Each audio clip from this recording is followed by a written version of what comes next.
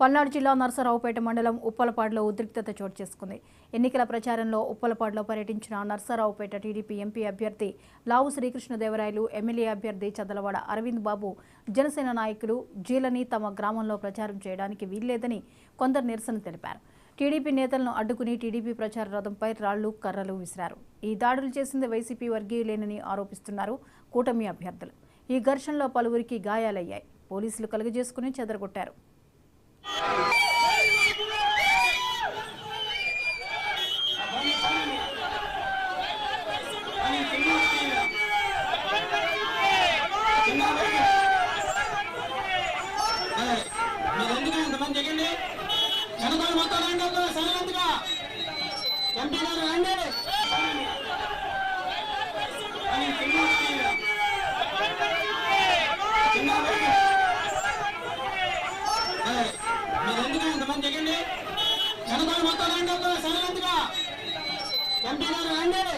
TDP, Janasena, BJP ఉమ్మడి ప్రణాళికలో ఇవాళ ఉప్పలపాడు గ్రామాన్ని మరి ఎలక్షన్ ప్రచారం చేయడానికి ఎంపీ గారు, అదేవిధంగా మరి ఎమ్మెల్యే క్యాండిడేట్ అరవింద్ బాబు కూడా రావడం జరిగింది.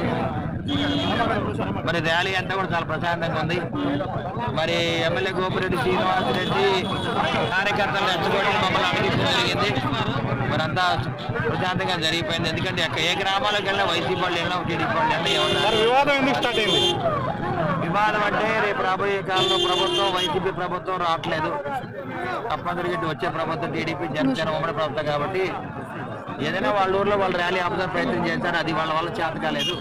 తప్పనిసరిగా ఏ గ్రామంలో అయినా ఇట్లా పరిస్థితులు ఉండకూడదు. ప్రజాస్వామ్యం కాపాడాలి.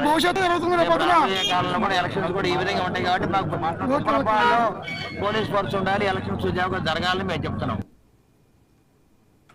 ఢిల్లీ లిక్కర్ స్కామ్ కేసులో అరెస్ట్ అయిన కవిత బెయిల్ పిటిషన్పై సీబీఐ ప్రత్యేక కోర్టు నేడు విచారించనుంది. కవితకు బెయిల్ ఇవ్వాలని నిన్న ఆమె తరపు న్యాయవాది రాణా వాదనలు వినిపించగా కస్టడీ పొడిగించాలని ఈడీ తరపు న్యాయవాది కోరారు. ఈవేళ మధ్యాహ్నం మరోసారి కవిత బెయిల్ పిటిషన్పై కోర్టు